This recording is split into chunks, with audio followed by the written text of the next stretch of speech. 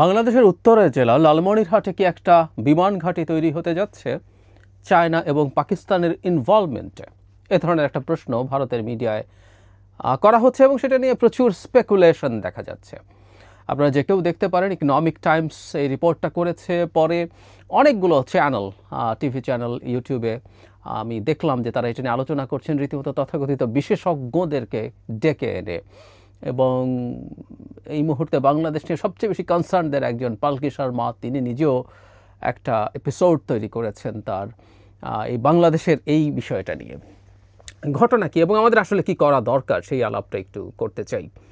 মানে তারা বলতে চেয়েছেন আমাদের প্রধান উপদেষ্টা চায়নায় গিয়ে চীনের প্রেসিডেন্টের সাথে নাকি এটা গোপনে আলাপ হয়েছে, যেটা উভয় দেশের কোনো ফর্মাল কোনো যে স্টেটমেন্ট বা কমিউনিকে ছিল তাতে নাই, কিন্তু ভেতরে ভেতরে নাকি কথাবার্তা হয়েছে, এ ধরনের একটা কথা। লালমনিরহাটে একটা এয়ারফিল্ড ছিল, এটা পুরনো ব্রিটিশ আমলে।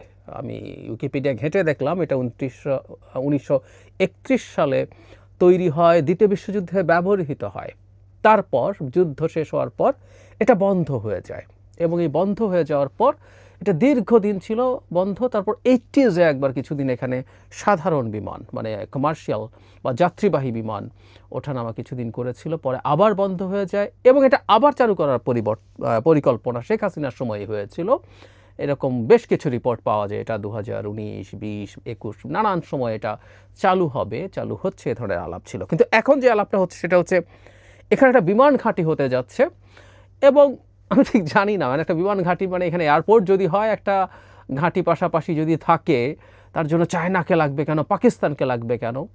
কিন্তু ভারত এখন যথারীতি সব কিছুতে চায়না পাকিস্তানকে ইনভলভ করছে। তাদের ন্যারেটিভটা এরকম যে এটা মূল ডিজাইন এবং প্ল্যান চায়নার, পাকিস্তান আবার এখানে ইনভলভড হবে, কাজ করবে এবং অনিবার্যভাবেই ভারতের চিকেন স্নেকের এত কাছাকাছি একটা জায়গায় বাংলাদেশের একটা বিমান ঘাঁটি তাদের স্ট্র্যাটেজিক মারাত্মক ঝুঁকি তৈরি করতে যাচ্ছে। এটা নিয়ে বিরাট আলাপ সালাপ ওদের একটা চ্যানেলে, India today if I am not wrong, বা অন্য উইয়ান কোনো একটা, অনেকগুলোতে আমি দেখলাম এটা নিয়ে কথাবার্তা হচ্ছে। তারা একটা তথ্য দিল, পশ্চিমবঙ্গের যে হাসিমারা এয়ারফিল্ড আছে, এয়ারপোর্ট আছে, মানে এয়ার বেজ আছে, উই রাদার সে দ্যাট, সেটা থেকে আমাদের লালমনিরহাটের যে তাদের ভাষায় বিমান ঘাঁটি হতে যাচ্ছে, সেটা দূরত্ব মাত্র 120 কিলোমিটার।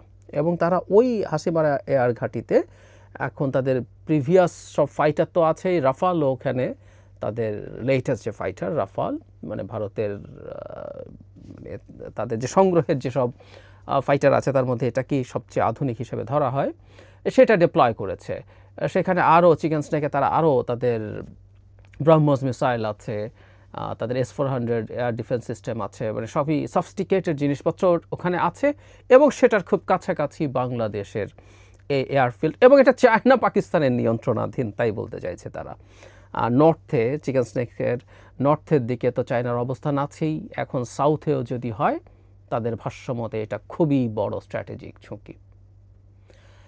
এবং শুধু তো সেটাই না, সব কিছুকে তারা বাংলাদেশের এটার সাথে সিরিয়াসলি কানেক্ট করছে। মানে পাকিস্তানের পররাষ্ট্র সচিব আসবেন এপ্রিলের মাঝামাঝি এবং পররাষ্ট্রমন্ত্রী আসবেন 3rd বা 4th উইক, এরকম একটা, মানে এপ্রিলে এই দুজনই আসবেন। এই দুজনও নাকি মূলত আসছেন তাদের অন্যান্য সব এজেন্ডার সাথে, মূলত এই বিমান ঘাঁটির এজেন্ডা নিয়ে।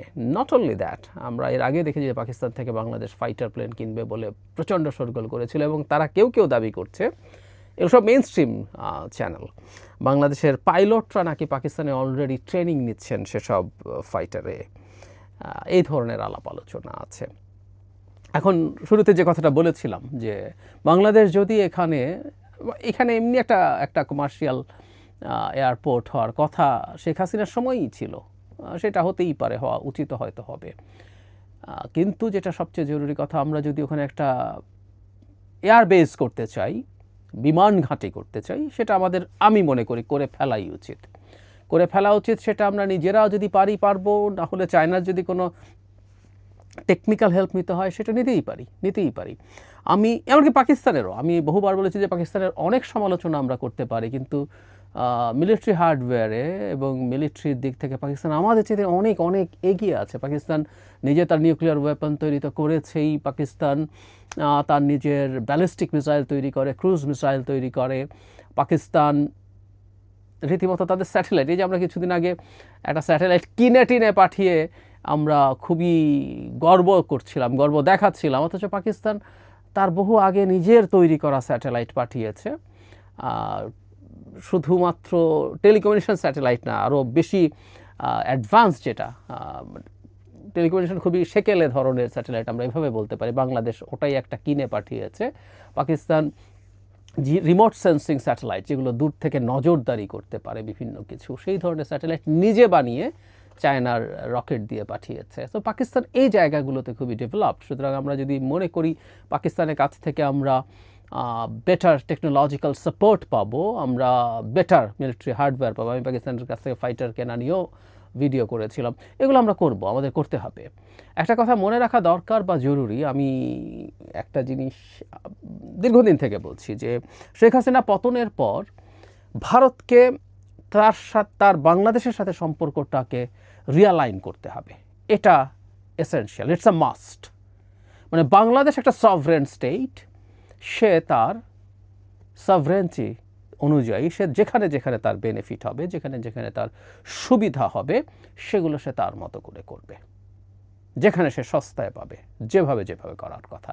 সো আমাদের এয়ারবেসটা, আমি মনে করি এয়ারপোর্টটা এবং এয়ারবেসটা করে ফেলা উচিত ভারতের, যাতে এই মেসেজটা যায় যে আমরা আমাদের সিদ্ধান্ত নেব। আমি নিশ্চিত যেখানে যদি আমরা চায়নাকে বাদ দিয়েও এখানে একটা বিমান ঘাঁটি তৈরি করি, এটাও কোনোভাবেই ভারত পছন্দ করবে না। তাদের সেই চিকেন স্নেক নিয়ে সেই ভালনারেবিলিটি এবং সেটা নিয়ে তাদের এক ধরনের হিস্টেরিয়া আছে, সেই হিস্টেরিয়া থাকবে আমরা যাই করি না কেন।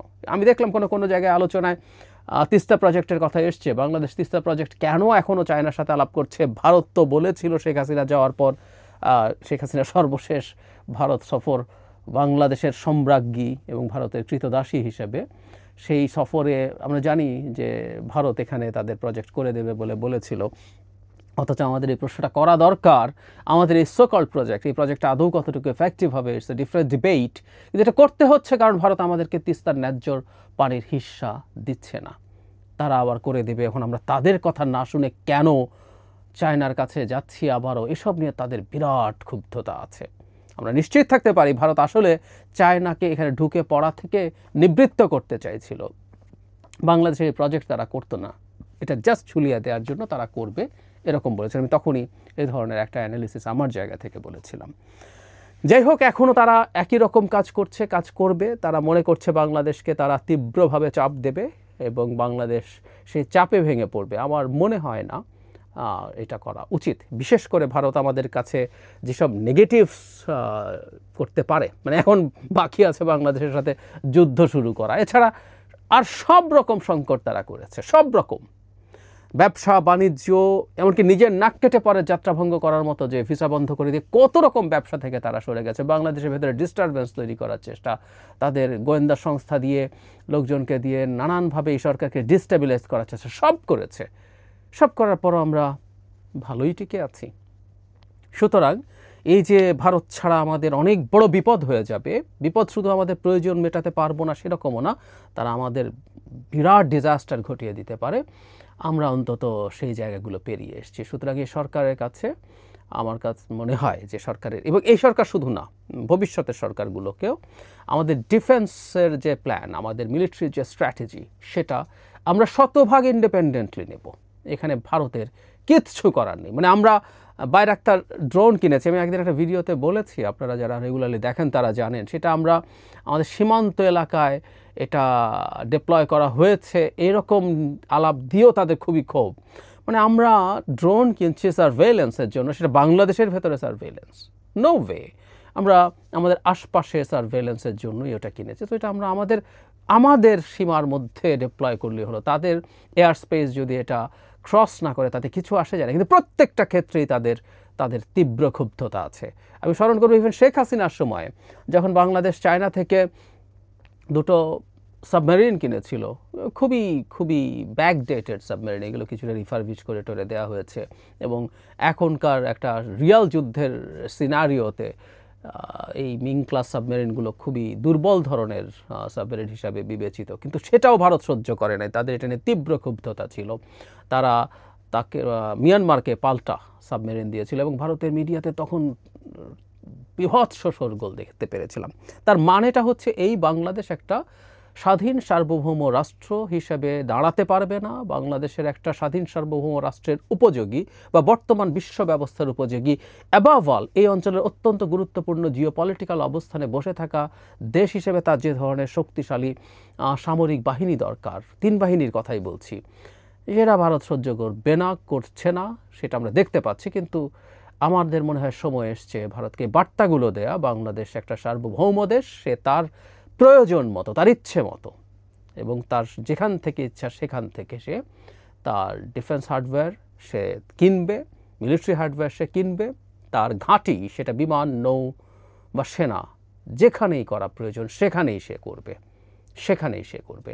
এবং যখন আমরা যুদ্ধের পরিকল্পনা করব, তাত্ত্বিকভাবে বলছি, কোনো একদিন ভারত বাংলাদেশকে যদি আক্রমণ করে, দ্যাটস এ প্রবাবিলিটি, আমি বহুবার বলেছি, বিস্তারিত হয়তো কথা বলবো, আমি এই পূর্বাভাস দীর্ঘদিন থেকে দিচ্ছি।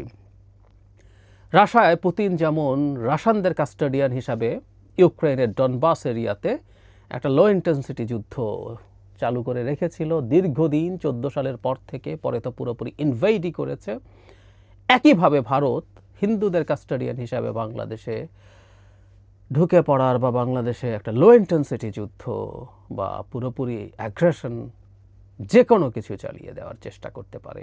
কেউ কেউ মনে করবেন যে এটা এই পৃথিবীতে আর সম্ভব না। আমি বহুবার বলেছি, জেনে না জেনে, বুঝে না বুঝে পুতিন সমর্থক যখন আমরা হয়েছি, আমাদের তখন এটা মাথায় রাখতে হবে, দ্বিতীয় বিশ্বযুদ্ধের পর ইউরোপের মাটিতে না, সারা পৃথিবীতে এই ধরনের ঘটনা এই স্কেলে আশপাশেও ঘটেনি, কিন্তু ইউরোপের মাটিতে বসে একটা স্বাধীন সার্বভৌম দেশের 20% মতো ভূমি দখল করে নিজের দেশের অংশ বানিয়ে ফেলার ঘটনা ঘটেছে। আবার পৃথিবী এই প্রি সেকেন্ড ওয়ার্ল্ড ওয়ার বা প্রি ফার্স্ট ওয়ার্ল্ড ওয়ারের যুগে ফিরে যাচ্ছে। ভারতকে এত হালকাভাবে নেওয়া ঠিক হবে না এবং আমাদের সেই প্রস্তুতিগুলো অবশ্যই লাগবে। ভারতের সাথে যদি আমাদের সত্যিকার অর্থে একটা যুদ্ধ বেঁধে যায়, সেই যুদ্ধ বেঁধে যাওয়ার পর তো নিশ্চিতভাবে ভারতের চিকেন স্নেক আমাদের খুবই স্ট্র্যাটেজিক একটা টার্গেট হবে। আমাদের যদি সেটা হয়, আমাদের প্রস্তুতি তেমন হতে হবে না, হতে হবে।